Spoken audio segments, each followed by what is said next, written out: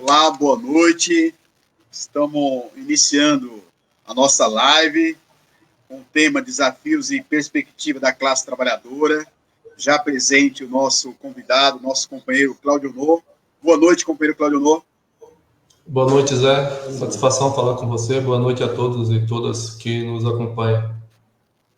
Isso aí, obrigado, companheiro, pela sua participação. Eu quero já aproveitar e agradecer. Já tem pessoas participando aí da nossa live, então já aproveito para agradecer. E eu peço que você compartilhe aí com seus amigos a nossa live, importante a sua participação. Companheiro Cláudio Nô, Vieira, conhecido aí por todos nós, metalúrgico, sociólogo, companheiro que foi coordenador da nossa regional aqui de Diadema até esses dias, hoje é o nosso vice-presidente do Sindicato dos Metalúrgicos do ABC, eu sempre digo grande ABCD, para incluir Diadema, e eu gostaria também, nesse momento, registrar que a nossa solidariedade a todos os familiares das pessoas que perderam a vida para o Covid, também as nossas orações e energias para as pessoas que estão infectadas nesse momento, muita gente, em nossa cidade mais de 6.000 pessoas, mais de 340 que já perderam as suas vidas, então toda a nossa solidariedade. Lembrar que, companheiro Cláudio, nós iniciamos esse nosso diálogo no dia 23 de abril, com a sua presença, foi você que inaugurou esse nosso momento aí virtual, diante da dificuldade, e nós tratamos um pouco da questão da pandemia, né? O desafio da classe trabalhadora naquele momento. Jamais nós imaginávamos que esse processo ia aí dar continuidade até agora, né? Da pandemia. Então, já quero agradecer o Adilson Lima, o companheiro Adilson, que também é diretor do sindicato, a Margarida, Carlos, a Tamires, são companheiros que já estão participando. Aí, companheiro Cláudio, já passo para você falar um pouquinho do sindicato dos metalúrgicos, assim como vários sindicatos, né, diante desse processo, estão aí tendo que reaprender, como todos nós, né? E o sindicato acabou de realizar uma eleição em segundo turno, virtualmente, assim como uma posse muito bonita. Aproveito para parabenizar você e toda a diretoria que tomou posse. Acompanhei a posse virtualmente. Gostaria que você falasse um pouco desse processo, como é que se deu, e como é que foi a participação da nossa categoria metalúrgica nesse processo de eleição virtual. Companheiro Cláudio Nô. Então, foi importante, né, Zé? A participação dos trabalhadores atendeu às nossas expectativas com relação à quantidade. É lógico que é difícil, né, você sair de um processo normal que a gente tinha de eleições, como todo o resto das coisas que funcionam na sociedade, mas nosso mandato aqui no sindicato ele é de 3 anos, então a cada 3 anos tem novas eleições para renovar a direção, e nessas eleições nós tínhamos tido, o primeiro turno era feito em 2 turnos, e no primeiro turno foi feito presencial, nas fábricas. Primeiro elegendo os comitês sindicais de empresa, e elege a direção plena, e depois, no segundo turno, elege o conselho da direção, o conselho fiscal, e aí elege a direção executiva do Sindicato dos Metalúrgicos do ABC. Mas foi muito importante a participação dos trabalhadores, porque não dava também para esperar passar a pandemia e esperar chegar o momento de fazer presencial, até porque, do ponto de vista legal, termina-se o mandato, tem um prazo para que a gente possa ter todos os trâmites com relação aos novos empossados, assinaturas de acordos, tudo. Então, teria que ser tudo feito dentro do prazo estatutário, buscando todas as formas legais, para não prejudicar nem o sindicato, nem os trabalhadores naquilo que vem tratar das negociações, dos acordos coletivos, enfim. Então, foi muito importante. E nós já agradecemos, mas em cada momento que eu tenho a oportunidade, agradeço de novo a participação de todos os trabalhadores, e da posse agradeço também a participação de todos aqueles que participaram da posse do nosso sindicato, virtualmente também, mas é um instrumento, é a ferramenta que nós temos hoje para estar dialogando. O companheiro Cláudio Nô também está participando conosco, o Ademilson, a Iraci também participando, cumprimentando você aí, a Vilma, a professora Vilma, o Ronaldo, Paulo Borges, a Cleusa, muito obrigado aí, a Cleonice, a Valmires, o André Luiz também, metalúrgico, companheiro participando aqui, a Michele, a Clécia, a Lita, o José Geraldo, nosso professor José Geraldo, saudando aí todos os metalúrgicos aí na pessoa do companheiro Cláudio Honor. Então, agradeço mais uma vez a participação de todos, compartilhar a nossa live. Companheiro Cláudio Honor, nós estamos vivendo momentos difíceis, né, a pandemia, com toda essa conjuntura, com todos esses reflexos aí provocados pelo governo, desde o golpe, né, o governo Temer, o governo Bolsonaro, e eu gostaria que você falasse um pouco desses reflexos dos trabalhadores aí nessa situação toda, e os desafios da classe trabalhadora diante desse processo todo, dessas retiradas de direitos, de tudo isso que a gente está vivendo, né, reflexos e desafios. Então, companheiro Cláudio Honor. Ô Zé, é uma pergunta importante. Os reflexos são isso que estão colocados, que estão dados na sociedade, né? É um momento delicadíssimo, muito difícil, talvez um dos mais difíceis da nossa história recente. Ninguém nunca imaginou passar por uma situação dessa.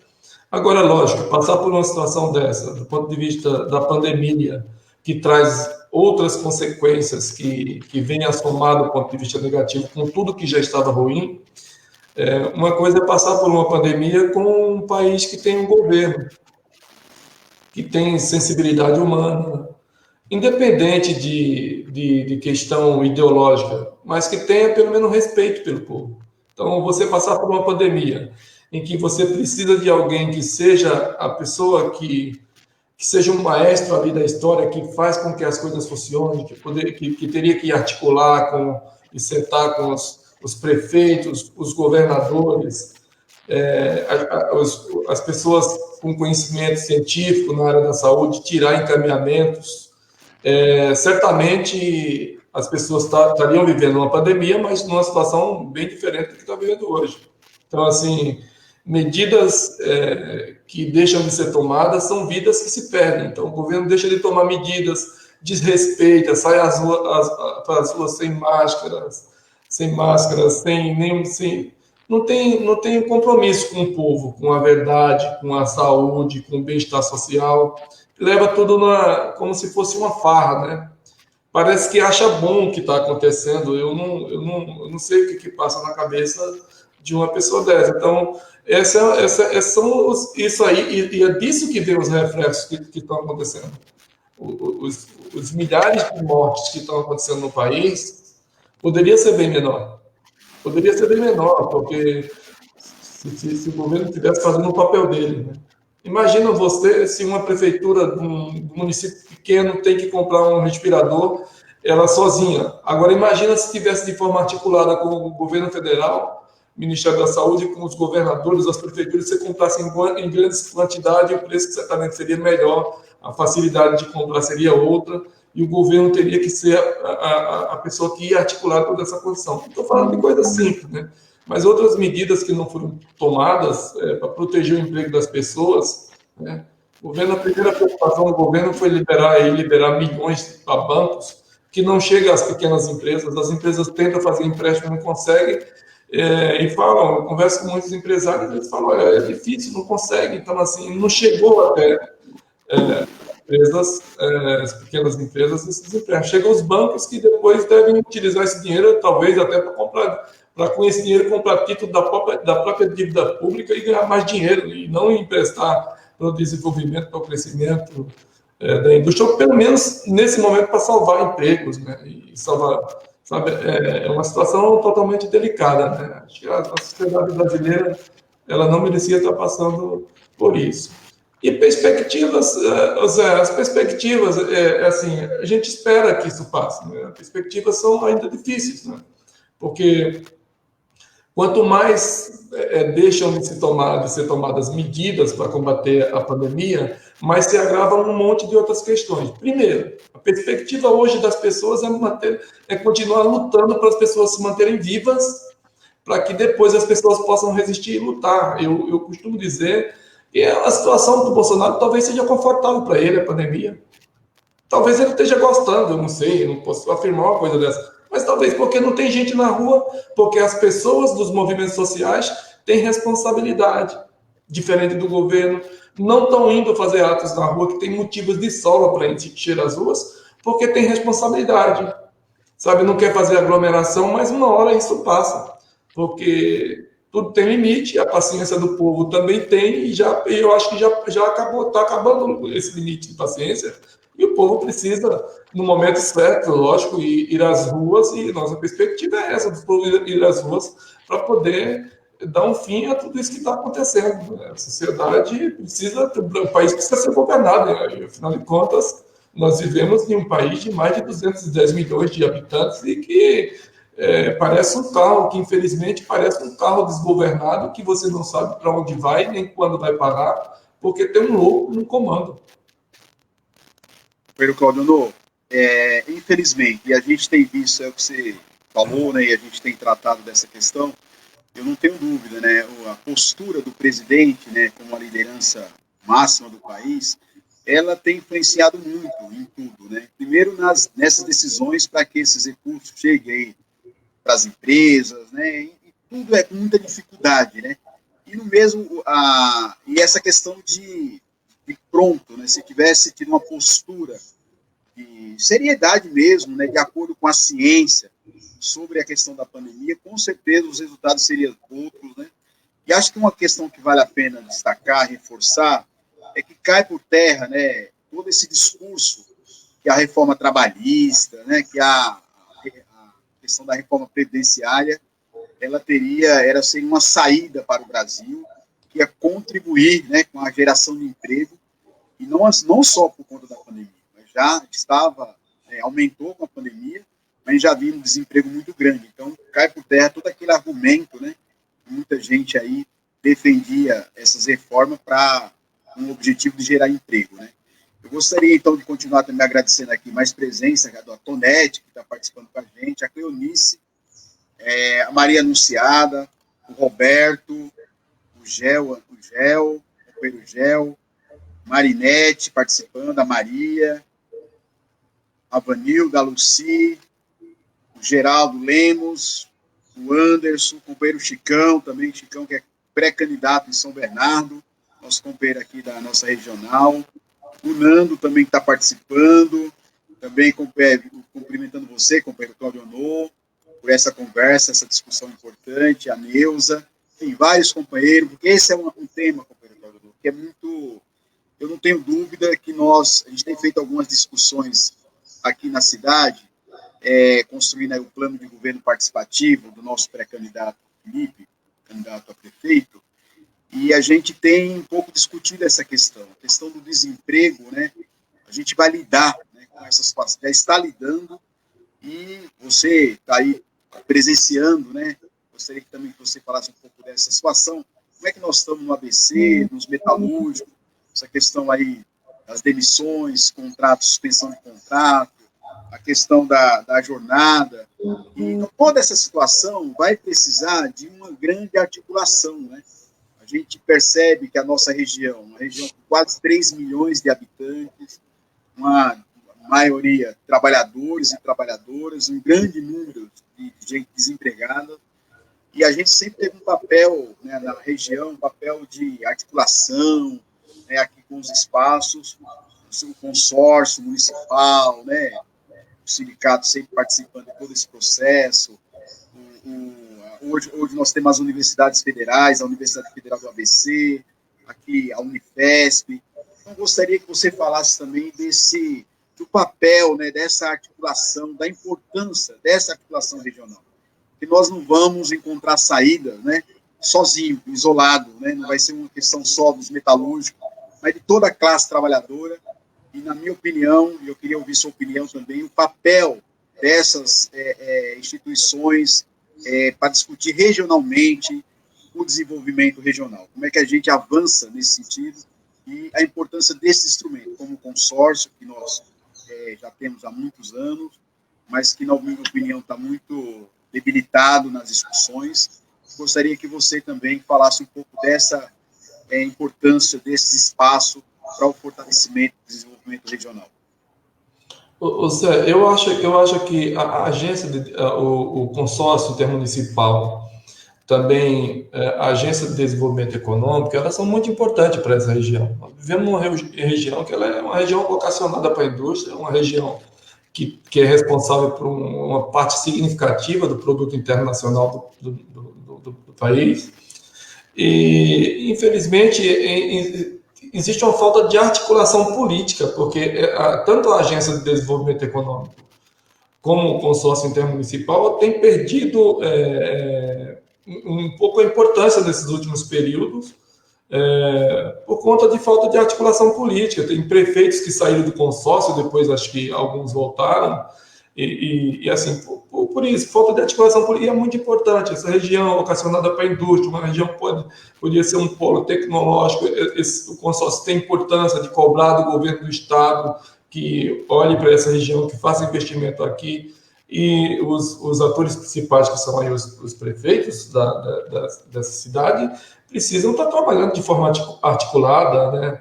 Mas, assim, o que a gente sente é que não está se tendo a importância que é necessária nesse sentido. Precisa ser mais, ser mais articulada, dialogar mais com as universidades, que tem a Universidade Federal do ABC, muito importante. Aqui tem tudo que é importante para as coisas funcionarem, mas eu volto a dizer, falta ainda articulação política. E essa questão do desemprego que você fala, quando você fala da questão do desemprego, de todas essas questões que estão sofrendo, que a classe trabalhadora, que os trabalhadores estão sofrendo hoje de forma muito séria, é importante fazer uma síntese aqui, Zé, se você me permite, pequena, para as pessoas lembrarem, quem está nos acompanhando, do porquê que nós chegamos a esse ponto. Não é apenas por conta da pandemia.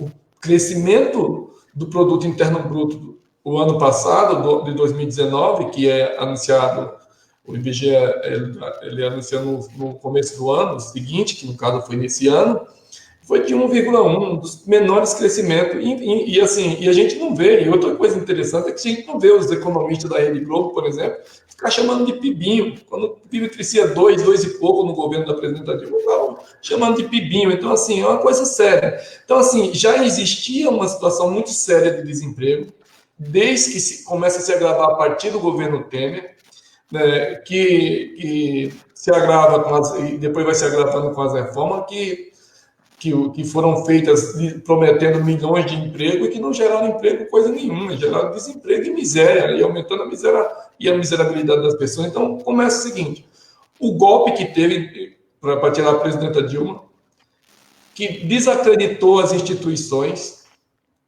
desmoralizou, tentando desmoralizar a política, a negação da política, quebrou empresas importantes, tentou de todas as formas demonizar e acabar com a esquerda, né? Tentando eliminar definitivamente a principal liderança da esquerda, que era o presidente Lula, e assim abrindo espaço para a direita tirando o presidente Lula do jogo e abrindo espaço para a direita. E assim, não deu muito certo, né? Isso porque a direita foi derrotada vergonhosamente. A votação do Geraldo Alckmin foi uma vergonha para presidente da República. E todo esse discurso de ódio, todas essas coisas que se criou, eles erraram na dose, né, contra o PT, contra a esquerda, e acabaram elegendo a outra direita, que é esse monstro que está aí. O resultado de tudo isso foi esse monstro que suicida, que desumano, que é o Bolsonaro. Então foi isso que gerou. E aí, e de quem foi a maior responsabilidade? Da própria direita, né, representada por o Moro, por a grande imprensa, por parte do Ministério Público, por parte do Judiciário, por parte significativa da elite burguesa brasileira. Além do Moro, Globo, FHC, Temer, Aécio teve uma participação muito importante. Aécio, esse que vocês que estão nos acompanhando nem bem mais falar nesse cara, corrupto, moleque irresponsável, que disse que foi às ruas pedir a recontagem de votos para encher o saco. Se alguém que se propõe a governar um país como o Brasil, que quase ganhou as eleições, disse que foi às ruas e foi pedir recontagem dos votos para encher o saco, é uma molecagem. Então, assim, e está sumido aí, não aparece. O querido da grande mídia, do Ronaldinho Fenômeno, do monte de gente aí que dizia que a culpa não era deles porque votaram no S. Eu queria que eles dissessem hoje de quem é a culpa da miséria que o povo brasileiro está passando, está sofrendo. Então, assim, a gente precisa resgatar um pouco dessa história para as pessoas saberem. Então, quando nós alertamos, e quando a esquerda alertou, quando o PT alertou primeiro, sobre a PEC da morte lá em 1995, que congelava os gastos ali por 20 anos, as pessoas talvez não perceberam, mas foi o começo de tudo. Depois você vem se agravando, depois reforma trabalhista, depois reforma da Previdência, essa política do Guedes, que a grande imprensa fala do Bolsonaro, mas parece que gosta da política do Guedes. Política que vem desempregando e vai levar o Brasil para um lugar onde vai ser difícil depois tirar, voltar de novo, porque com tudo isso que eles conseguiram fazer e que eles estão conseguindo fazer, está levando ao empobrecimento das pessoas, né? Aumentando de forma considerável a desigualdade social, a desigualdade socioeconômica do país, e as pessoas, e aí eu falo sempre, é o seguinte: o Brasil não é dos bolsonaristas, o Brasil não é de nenhuma ideologia, o Brasil não é do Bolsonaro, o Brasil é do povo brasileiro.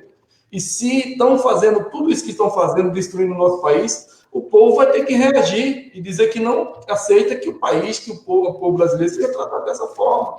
Agora, infelizmente, a pandemia não está permitindo que nós possamos fazer o que nós mais sabemos fazer, que é ir para as ruas, é protestar, é lutar. Nós estamos lutando da forma que nós podemos, tentando salvar a vida, tentando construir acordo para garantir o emprego das pessoas, mas isso é uma coisa que não pode ficar para trás, a gente tem que lembrar dessas coisas, né?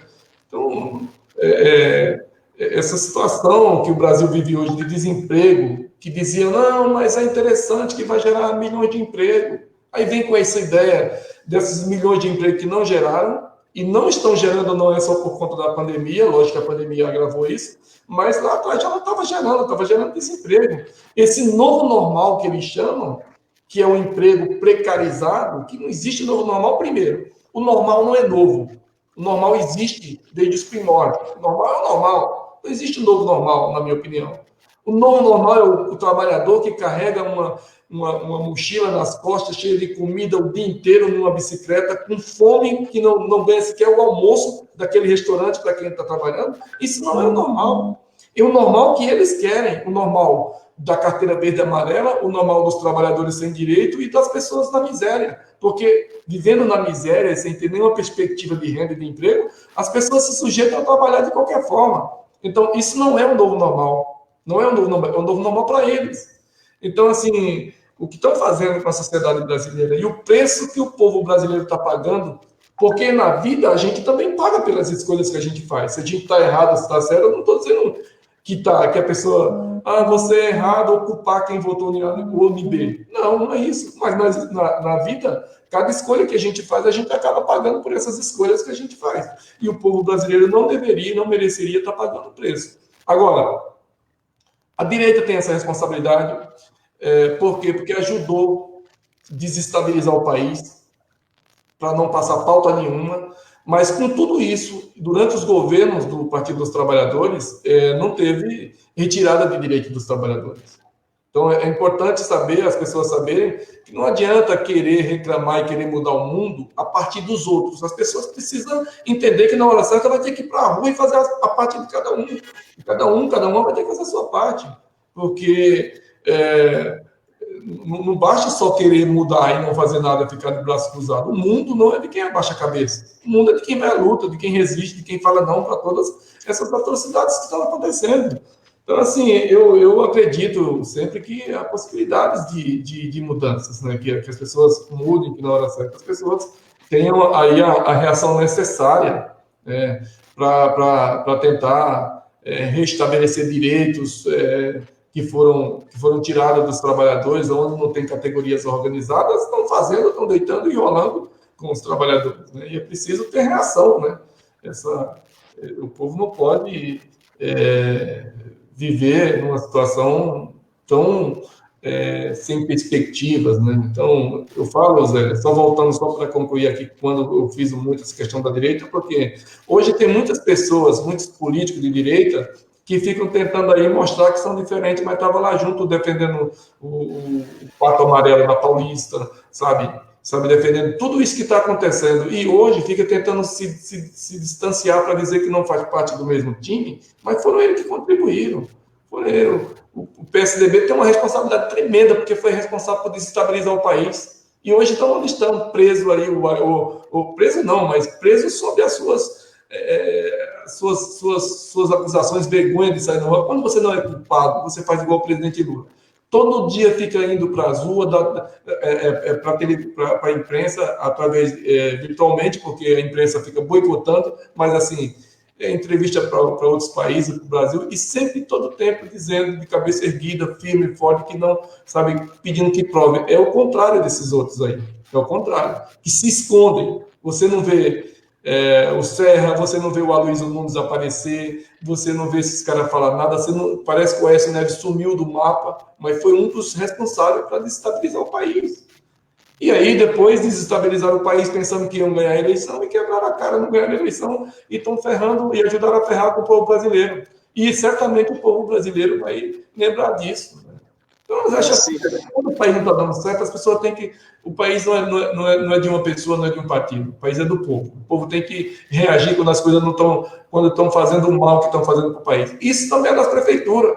Isso aí na cidade de Diadema, aqui na nossa cidade, aqui em Diadema, eu estou falando aí porque eu estou falando de São Bernardo, parece que eu não sou de Diadema, mas sou de Diadema, moro toda a minha vida desde que estou em São Paulo, que eu moro em Diadema. Então, assim, na prefeitura de Diadema, se não está dando certo, a população tem que ir para a rua, tem que ir para a Zuno depois dizer que não aceita esse governo. Quem apoia? É aqui em São Bernardo do Campo, em Santander, em todas as regiões, sabe? Não pode. Assim, né, companheiro Claudionor, isso você fala, né, quer dizer, a gente vê, primeiro, essa atitude, né, da direita com golpe, depois o apoio às reformas, e depois tiveram a possibilidade de ir para as eleições, como você disse, foram renegados pela população, porque não conseguiram avançar em nada. O PT chegou em segundo turno, com 15 dias de campanha, com o companheiro Fernando Haddad, e eles não tiveram a humildade, né, de reconhecer que era um risco, né, colocar Bolsonaro, porque eles deixaram. Hoje nós temos esse presidente aí desastroso,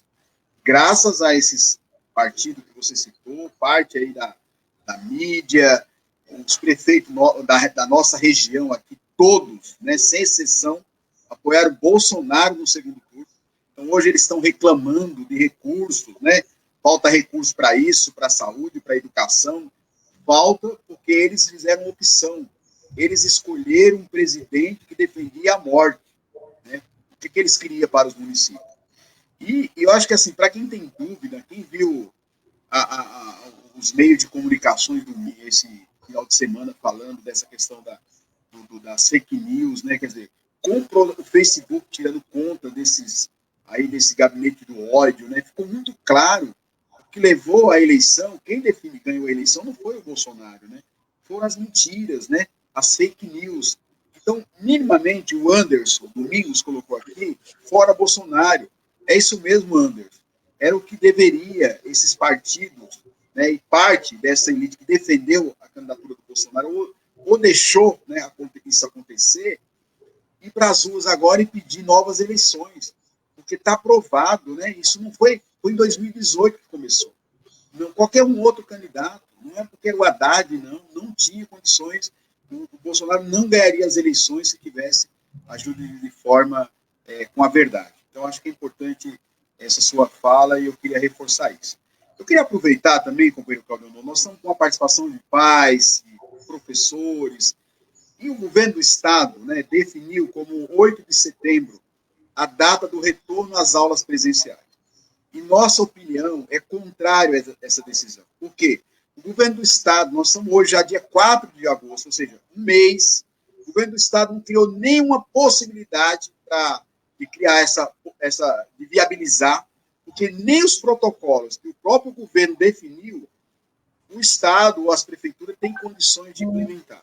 Por exemplo, o distanciamento. Você tem escola com 300 alunos e só 100 poderão, né, se o governo manter essa decisão absurda. Ou seja, a criança vai estudar 1 dia e meio presencial. Então, não tem condições. Então, o governo, né, vamos investir, então, na educação remota nesse período, melhorar as condições para os professores, para as crianças e para as famílias, nesse período aí, não tem condições de retornar às aulas em 8 de setembro. Esse ano não tem condições. Acho que agora... E aí, eu queria só reforçar para dizer que a maioria dos prefeitos aqui nossa região, do Grande ABCD, tomaram uma decisão que, na minha opinião, tiveram bom senso, que é não retorno às aulas em setembro, pelo que eu entendi, nesse ano, e criar as condições para a gente aí no pós-pandemia. Então, eu queria reforçar que os pais, todos nós, devemos participar dessa luta, dessa mobilização pelas redes, para que o governo do Estado e as prefeituras que estiver pensando em voltar para as escolas presenciais, desistir dessa decisão, ela não tem condições, e as prefeituras não têm condições de viabilizar os protocolos. É uma questão concreta, né? Além do risco que nós vamos colocar nossas crianças, nossa comunidade escolar. Então, eu queria dizer isso. Agradecer a Maria Ivanilza, o Vitor Rodrigues, que está participando com a gente, o Paulo Bernardo, a Renata, a Lurdinha, o Nando, o professor Jailton também participando com a gente, o Jailton Pereira, o companheiro Gino, o Adriano, a Maria Lino, o Adriano, que é assessor do nosso companheiro Vicentinho, o João Ferreira, o cabecinha lá da Metal Talk, também diretor do nosso sindicato, a Maria Dilma, participando com a gente, a Valmires, a Rosângela Tomás, a Vilma fala, nesse momento tão difícil, parabenizar os sindicatos que estão lutando para que mais direito não seja aí retirado. A companheira Vitalina também participando conosco. Vitalina, que é uma grande motivadora da educação profissional, do ensino profissionalizante, Fundação Florestan Fernandes, a Shirley, o Rejânio também, diretor do nosso sindicato, o José Cícero também do sindicato, o Daniel Júnior, o Felipe, o Isawa Ramos também participando com a gente, enfim, vários companheiros, companheiras participando. A Vitalina fala, nosso pré-candidato Zé Antônio, fala, volta Zé Antônio para a Câmara, obrigado, companheira Vitalina e todos os demais, volta Felipe, também a Rosângela Gomes, nossa grande companheira da Fundação, professora, companheira Dejanira, triste a situação do povo brasileiro, ela concorda com você, enfim, várias participações, companheiro Claudio Novo, nosso povo participando e concordando com a sua fala, e eu acho que reforçar tudo isso, trazendo essa questão local, né? Porque é nos municípios, né? É nas cidades que os trabalhadores enfrentam o dia a dia, é na cidade que as pessoas estão enfrentando a dificuldade pela saúde, pelo acesso à educação, pelo acesso, né, o direito a uma criança a uma vaga de creche. Aqui nesse nosso município, a gestão atual fechou 6 creches conveniadas, um absurdo. Nós estamos com crianças de 4 e 5 anos com fila de espera, né, coisa que a gente já tinha superado. Então, uma vergonha. Projeto Adolescente Aprendiz, tantos projetos importantes. A Fundação Florestan Fernandes tinha um trabalho integrado aí em toda a cidade, inclusive em parceria com o sindicato, com os centros comunitários. Infelizmente, tudo isso acabou em nossa cidade. E aí isso tem a ver com o emprego, tem a ver com as oportunidades, porque a população, com uma boa educação, com o ensino profissionalizante, com essa articulação com a nossa Unifesp, com certeza se abrirá oportunidade no mercado de trabalho. E aí, companheiro Claudio Novo, eu gostaria que você falasse as políticas públicas, né, que pode, né, ajudar as prefeituras, né, viabilizar, junto aí com o sindicato, com os atores, né, buscar essa geração de emprego, buscar renda, crédito, como é que a gente articula, como é que as políticas públicas provocadas aí pelo município, através das ações, possa contribuir, né, para a geração de emprego, de renda e de crédito. Gostaria que você falasse um pouco disso, dessa questão das políticas públicas no exercício local? As políticas públicas, elas sempre são de fundamental importância, porque elas acabam gerando oportunidade, né?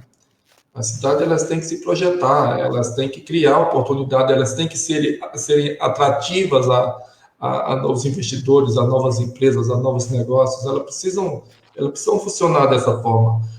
O que é difícil é que você não sente muito isso. Não é só...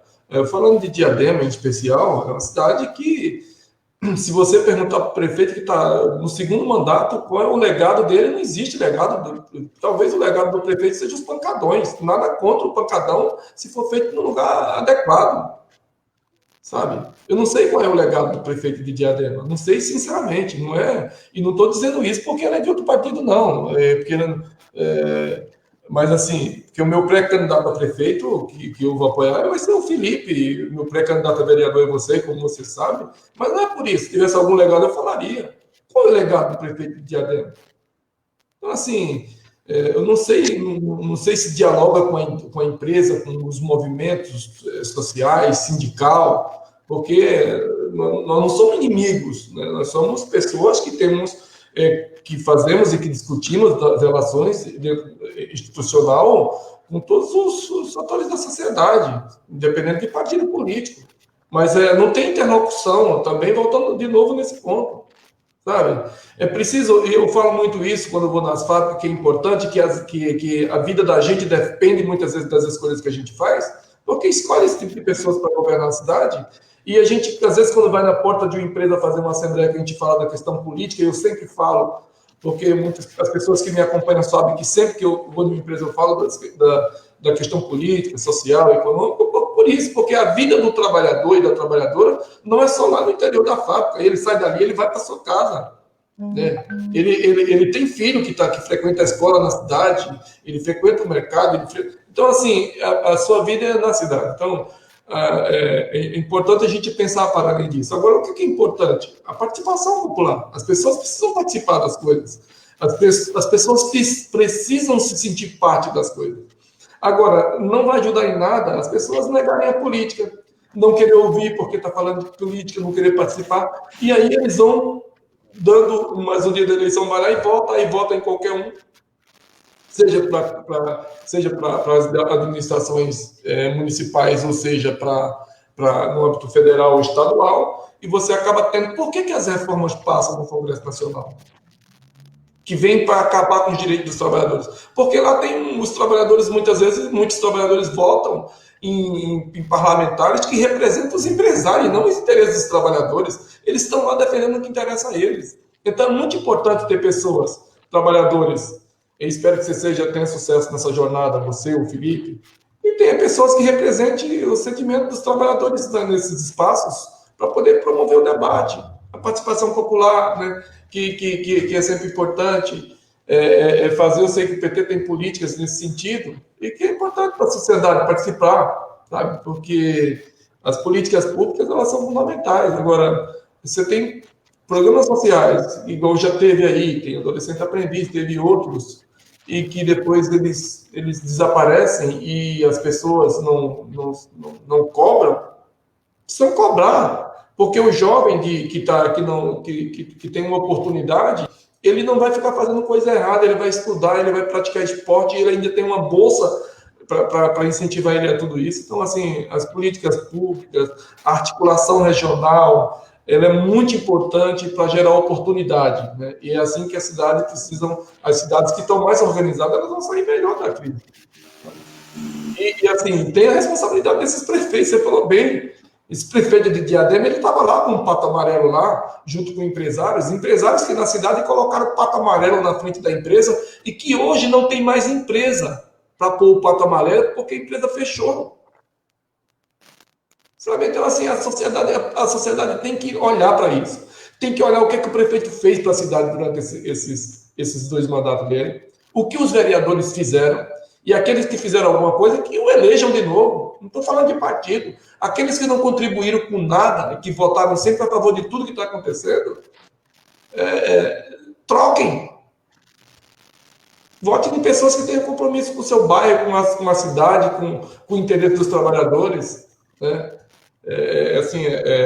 E aqui, nas outras regiões, também, nas outras cidades, São Bernardo, Santo André, na diversidade, no país, precisa mudar. As pessoas precisam fazer valer a importância que tem no dia de uma eleição, quando eles vão votar, e não fazer qualquer tipo de escolha. De novo, às vezes, o preço que a gente paga na nossa vida, muitas vezes é pelas escolhas que a gente faz. Se a gente escolhe correto, a gente tem um resultado. Se a gente escolhe errado, a gente tem outro resultado. Hoje, muitas pessoas que bateram palmo para tudo isso estão criticando o governo federal, esses prefeitos. Ah, que não tem verba, como você falou, que não tem nada. Mas vocês queriam, vocês não defenderam que tinha que ser assim, que tinha que ser ele. Agora, o povo tem que ter a oportunidade de fazer essas avaliações, e eu espero que nas próximas eleições as pessoas escolham melhor as pessoas para governarem, para fazer parte das câmaras municipais, com uma eleição municipal para tocar as prefeituras, pessoas que pensem em políticas públicas para a cidade, que pensem essa região como uma região importante do ponto de vista da indústria, da geração de emprego, da renda, né? É importante isso. Companheiro Claudio, tem o Edson Pereira, ele fala: a direita se incomoda com Bolsonaro, mas adora Guedes, Mourão e o resto do governo. Isso é verdade. Então, por isso que só faz sentido, fora Bolsonaro, é a chapa, porque a fake news, as mentiras, elas ajudaram a chapa, então é anulação dessas eleições, e chamar novas eleições. Então, o Mourão estaria junto com o Bolsonaro. Não faz sentido, porque a política é a mesma. A política do Guedes, a agenda é deles, né? Então, realmente, é muita mobilização. A Ivanilza também participando, a companheira Ivanilza aí cumprimentando, Valteni também participando da nossa live, companheira Valteni. Nossa companheira fala da situação que é triste, esse novo normal, só para que nem tem os meios de produção. Já gerou mais, valia o suficiente, ou seja, essa situação que a gente está preparando, quer dizer, em que pese o povo está sofrendo, o desemprego aumentou, mas ainda tem uma fatia pequena que ganha muito dinheiro mesmo nessa situação. Então, isso é muito triste. O Clodoaldo participando também com a gente, dando aqui a Gilza, a companheira Gilza, também lá participou de uma live com a gente, foi muito boa. A Tatiana Nani participando com a gente, enfim, várias pessoas. O Chiquinho, também está aqui, o Luiz Carlos participando, o companheiro, enfim. Vou dar um abraço também ao nosso companheiro da Lua, também um companheiro que assumiu aí a coordenação aqui na nossa regional, o João Paulo, o companheiro João Paulo também, aqui também daqui da nossa regional, enfim, o Lucivaldo, enfim, vários companheiros e companheiras, a companheira Hilda Martins também, inclusive falando conta com a gente. Companheiro Claudio, você falou dessa situação do legado, né? Qual o legado que esse prefeito que aí está deixa para a cidade, né? A gente vê com tristeza, porque independente dele não ter sido nosso candidato, a gente disputa as eleições. Pós-eleições, a gente torce, né, para que a cidade encontre seu rumo, para que as pessoas façam uma boa gestão, né, prefeito, vereador, porque a gente quer o melhor para a cidade. Mas, infelizmente, eu tenho participado de algumas reuniões virtualmente com o nosso pré-candidato a prefeito Felipe, discutindo com a população, plano de governo participativo, muito importante, e a gente tem as propostas, né, que a população tem colocado, os questionamentos sobre a área da saúde. É muito triste os relatos. A gente vê como sucatearam o nosso quarteirão da saúde. Nosso hospital municipal, praticamente zero de atendimento. E a desculpa é a pandemia, mas já estava assim. A pandemia piorou. A situação da educação, o polo de cosmética, que tinha todo esse trabalho aí articulado junto com a Fundação, com a Secretaria de Desenvolvimento Econômico. Nada disso existe mais. A situação da segurança, as pessoas relatando lá no Casa Grande, semana passada, no Eldorado, onde a gente passa, a gente escuta as pessoas falarem dessa situação, Diadema voltando aquilo que lá no início da década de 2000, 2002, quando se criou vários projetos sociais, e as pessoas dizendo, volta, Felipe, para retomar essas políticas, né? esses processos todos que estão sendo desmontados, isso na segurança alimentar. Então, um prejuízo muito grande para a nossa população, né? Então, a gente tem visto, isso é a população que está dizendo, né? Não é o Zé Antônio, eu estou aqui sendo um porta-voz desses relatos que a gente tem aí escutado. A Angelita também concorda com essa fala, também está participando conosco. E aí, companheiro Claudio Honor, aqui é o seguinte, a gente começa, vai falando, daqui a pouco a gente percebe, o tempo foi embora e a nossa live já está acabando, né? É tão bom, muito bom conversar com você. Eu gostaria, companheiro, nesse quadro final aí, para a gente já ir encerrando nossa live, tem muita participação, peço desculpa, Adriano Júnior também, que não vou conseguir citar todo mundo, mas agradeço muito a participação. E, companheiro Claudio Honor, eu gostaria que você, em seu bloco final aí, falasse um pouco dessas questões, que você reforçasse, né, um pouco o nosso papel de liderança sindical, o papel do Sindicato dos Metalúrgicos, da CUT.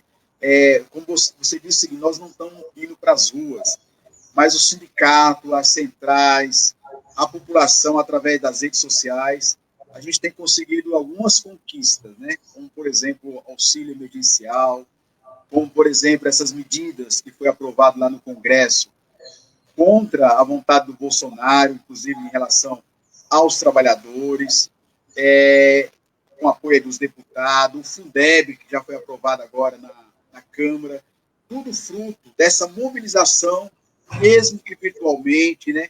Articulação aí com nossos deputados a partir do PT, dos partidos de esquerda, enfim, a gente tem conseguido toda essa dificuldade, então, conquistar, né, a duras penas, algumas poucas conquistas, mas que tem ajudado, né?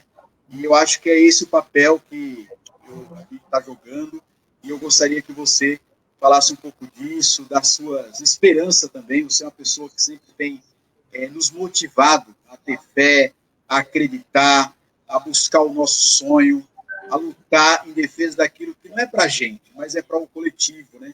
Eu não vou viver numa sociedade onde a gente trabalha sempre aqui no pé político, questão do bem viver. Né? O bem viver é para todos, né? Que todos consigam viver bem.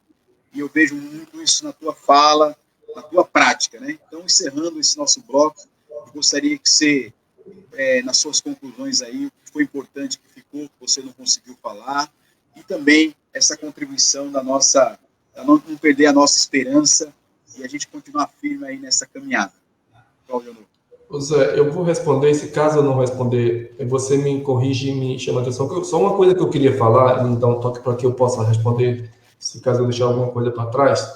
Mas assim, uma coisa que eu queria falar, só para resgatar um pouco, que eu acho que é legal, porque eu acho sempre que muitas vezes a gente tem que olhar um pouquinho atrás, né, no passado, para poder a gente tentar corrigir alguns erros e construir e pensar perspectivas para construir um futuro melhor.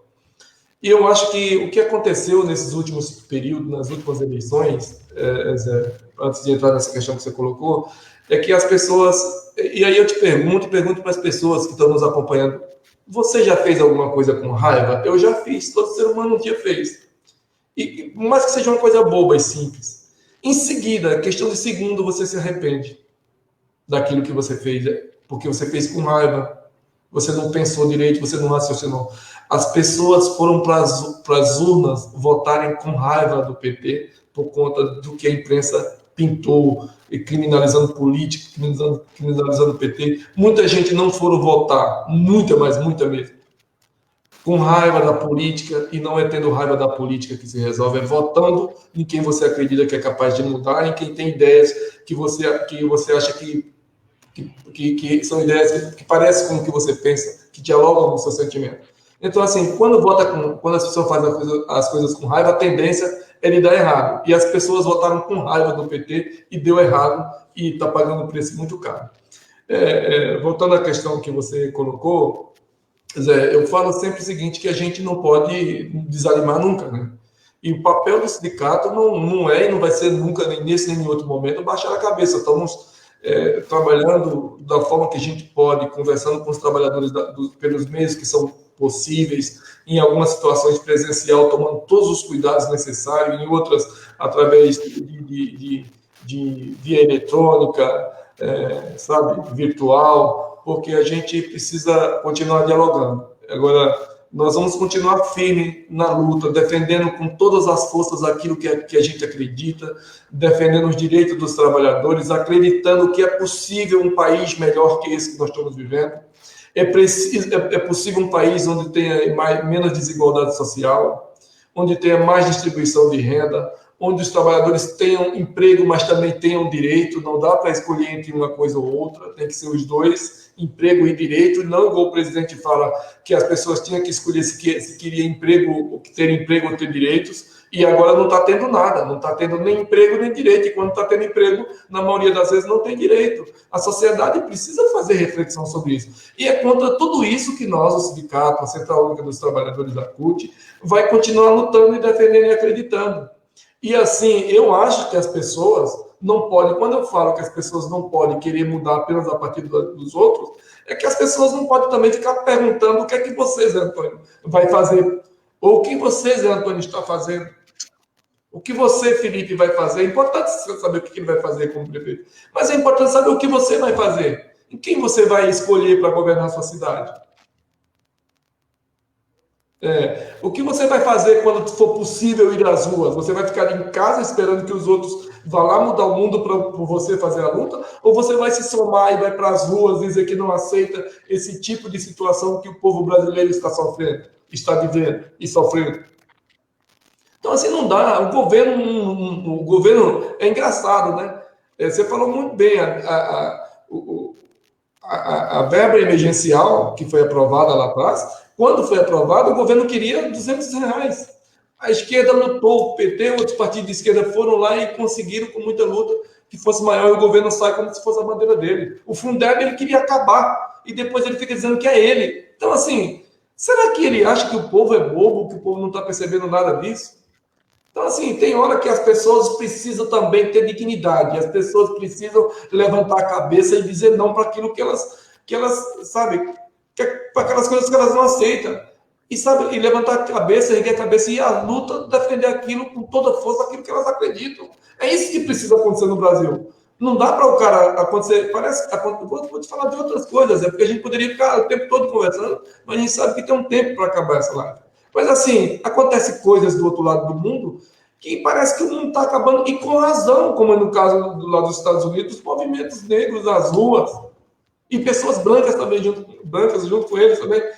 No Brasil acontece todo dia, policiais cometendo crime ali, abuso de autoridade, polícia lá no Rio de Janeiro que dá mais de 200 tiros no carro do músico negro, não acontece nada, e parece que as pessoas não se comovem com isso. A menina Ágata, tantas outras que se forem falar, que morrem a troco de nada assim, e é como se fosse normal. Isso não pode acontecer, nós não podemos tratar como normal a situação e a realidade que o povo brasileiro está vivendo. Sabe, não é possível um país com uma pandemia tremenda, você fica um tempo para não ser ministro, depois você tem um ministro que não é ministro, porque não serve para nada. O ministro da saúde não serve para nada. O presidente Bolsonaro não serve para nada. Os ministros não servem para nada, a não ser para ferrar com a vida do povo. E até quando esse povo vai se permitir ficar sofrendo tanto e não ter uma reação? Eu digo sempre que a gente, na hora certa, vamos ter que reagir. Nós estamos reagindo da maneira que é possível, porque nós temos responsabilidade. E o compromisso maior tem que ser com a vida. Mas, no momento que for necessário, que for necessário já faz tempo, mas que for seguro, que for permitido, que não seja fazer loucuras, de colocar pessoas em risco por conta de vista da pandemia, tem que ter essa reação completa dos movimentos sociais, dos estudantes, dos trabalhadores, não só metalúrgicos, mas dos trabalhadores de todo o país, sabe? Empresários que se prezam também, que não tem complexo de vira-lata, teria que estar falando alguma coisa. É incrível como tem um presidente da indústria do estado de São Paulo, que é o estado aqui que nós estamos, né, que não fala uma palavra sobre a indústria nacional, sobre o fortalecimento da indústria nacional. Ninguém fala nada sobre o neodesenvolvimentismo, novo projeto de desenvolvimento do país. Sabe? Não existe país com economia forte e com indústria fraca. Então tem uma série de coisas no país que precisa ser discutida, que estão jogadas às traças. Estão largadas às traças, ninguém está falando nada. É preciso uma reação, é preciso uma tomada de consciência da sociedade brasileira, da classe trabalhadora, para dar um basta em tudo isso. Não dá para continuar desse jeito. Pessoas morrendo e o presidente não está ligando para nada, não sabe? Não tá, sabe? Para ele parece que é cômodo essa situação, porque enquanto tem pandemia, parece que ele não precisa falar de outras coisas. Apesar que quanto menos ele fala, mais parece que é um favor que faz para a sociedade, porque só fala besteira, né? Quando resolve falar, não fala nada que contribui com nada. Então, assim, nós estamos vivendo toda essa realidade e precisamos mudar. E essa realidade tem a ver com o prefeito de Diadema, tem a ver com o prefeito de São Bernardo do Campo, tem a ver com o prefeito, com o governador de São Paulo, João Dória, que foi para as ruas defender tudo isso aí, o Bolsonaro, sabe? Tem a ver com tudo isso. Sabe? E essa questão que você falou lá atrás da escola é um absurdo. Primeiro, tinha que ter preocupado em ter teste para 100% da população. Se não tem para 100%, para o máximo da população. Porque é testando que você sabe quem tem, que você fiscaliza, que você acompanha, e que você impede que tenha desse tamanho que está a pandemia. Então, assim, se desculpa, Zé, que a gente começa a falar do tema que você pergunta, acaba entrando em outro. É isso, e todos a gente acredita e julga que ele é muito relevante para a sociedade. Não dá para separar muitas pessoas. Assim, se fosse falar separar o joio do trigo, mas quem é o joio e quem é o trigo aí, dessas pessoas? Não dá para separar quem defendeu tudo que está acontecendo e separar do Bolsonaro. Não dá para dizer quem diz que é contra o Bolsonaro, mas é contra o impeachment do Bolsonaro, com vários crimes que ele cometeu, um governo enfiado em corrupção, com uma família ligada 100% entrelaçada com a milícia do Rio de Janeiro, um presidente que defendeu essa milícia, e aí volto sempre, mas está falando da questão federal, nós somos de Diadema, mas tem a ver com Diadema, o prefeito de Diadema defendeu tudo isso, porque defendeu esse governo, e o povo está pagando um preço muito alto, de novo, o povo está pagando um preço muito alto por isso, e o povo brasileiro não merece pagar o preço que está pagando por isso, o povo de São Bernardo e Santo André, dessa região nossa, não merece pagar, o povo de Diadema não merece, o povo guerreiro trabalhador não merece pagar o preço que está pagando por ter um prefeito que não tem responsabilidade também para cuidar da saúde das pessoas, porque a saúde está um caos, né? Está um caos, não é por conta da pandemia. A pandemia, em algum momento, ela serviu para mostrar para algumas pessoas, aí estou falando do âmbito nacional, que queriam que ficam falando de privatizar o SUS, que estão falando um monte do SUS, e se não fosse o Sistema Único de Saúde brasileiro, onde que essas pessoas pobres estariam se cuidando, se tratando? Será que eles ainda vão ter coragem de ficar falando de privatização do SUS? Tem que falar de fortalecer o SUS, sabe, sistema de saúde importantíssimo. É nesse momento que a gente sabe a importância do serviço público de qualidade. Agora, o serviço público que tinha, como você fala, o quartel de saúde, destruído, sucateado, sabe, sem funcionar. Então, precisa cobrar. As pessoas quem vota tem direito de cobrar, e parece que as pessoas não estão cobrando. Tem que cobrar a responsabilidade. Agora está acabando o mandato. Felizmente, espero que acabe e não volte mais, nem quem ele apoia, ou quem vem apoiar, espero. Porque eu amo a cidade de Diadema. Eu moro desde que cheguei em São Lagoano, moro desde 96 que eu moro em Diadema, a cidade que eu trabalho, eu sou funcionário da empresa Delga Serraria. E desde que cheguei em São Paulo, que eu trabalho nessa empresa, que eu sou funcionário dessa empresa, que eu moro em Diadema, gosto da cidade, é uma cidade que tem uma densidade demográfica gigantesca, talvez a maior do país, se eu não me engano. Mas é uma cidade que eu adoro viver aí, gosto, nunca quis morar em outro lugar, então eu fico triste que as pessoas, que a gente esteja sendo governado por pessoas que não têm nenhum tipo de responsabilidade com o povo, com a empresa da região, não dialoga, precisa dialogar, essa coisa que eu falei, precisa ter interlocução com os sindicatos, com instituições, com empresa, para que as coisas possam funcionar, né? E, de novo, a cidade não é do prefeito, não é minha, não é sua, não é de partido, não é de... A cidade é do povo de Diadema, e o povo de Diadema não pode aceitar que a cidade seja tratada dessa forma e eles sejam enganados e fiquem felizes em ser enganados. Tem que reagir a essas coisas, tem que reagir, não pode aceitar, porque senão nós não vamos ter de que reclamar depois. Se você aceita, de novo, as escolhas, a gente paga sempre um preço pelas escolhas que a gente faz. Tá? Companheiro Claudio, ficaria muito mais tempo. Eu vi aqui o José Cícero falando o seguinte: cadê o hospital que o prefeito prometeu? É isso aí, José Cícero. Não só não fez, como ainda fechou parte dos que funcionavam como quarteirão da saúde. O Paulo do Gafta também está presente, participando, enfim, tudo aqui com a gente. O Matheus Santos, o Albino também participando com a gente. A Ligori também participando. O Leonardo dos Santos. Um daréu de gente. Muito obrigado. E aí, companheiro Claudio, você falou, não tem testes, não tem vacina. Então, senhor governador, senhor prefeitos que estão com esse pensamento, vamos cuidar de providenciar teste para a população. Nem funcionário, parte do Estado, nem os funcionários estão sendo testados. Aqui na prefeitura, a mesma coisa. Então, a hora agora é de cuidar da vida, da saúde, e aproveitar e criar as condições, né? Tem professor que está trabalhando com o seu aparelho de casa, né? Com o que pode, com a sua internet, né? Os pais, a prefeitura pouco está ajudando.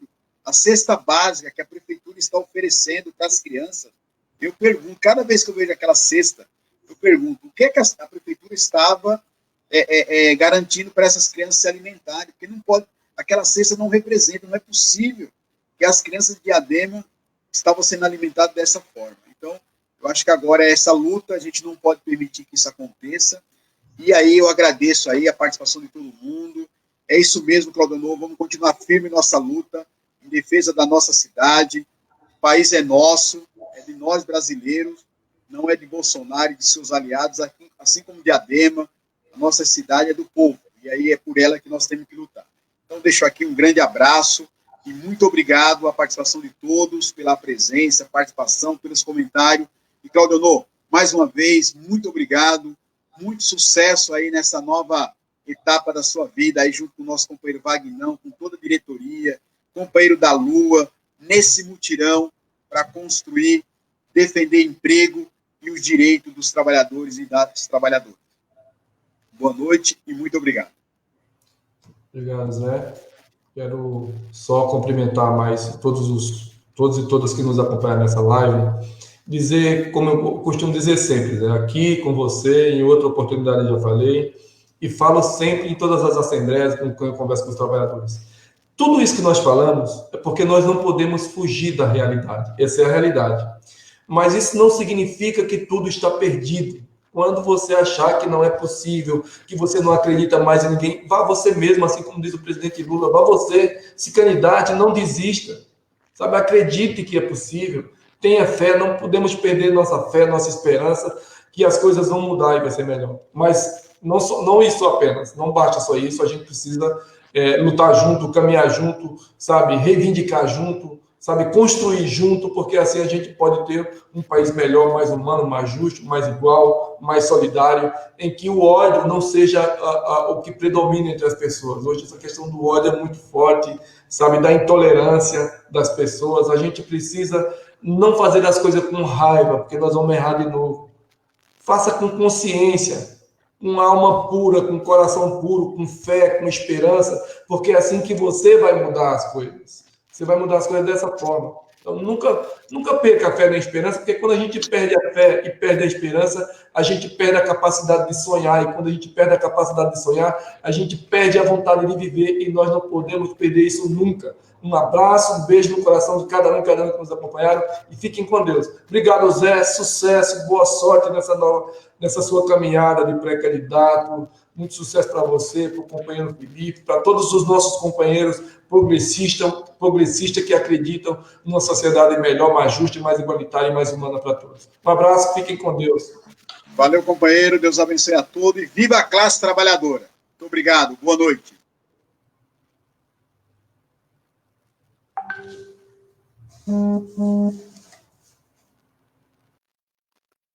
Aí, agora acabou.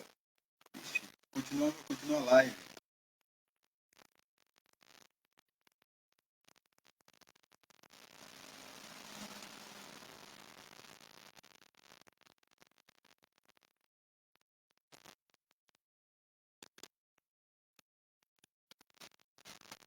Eu não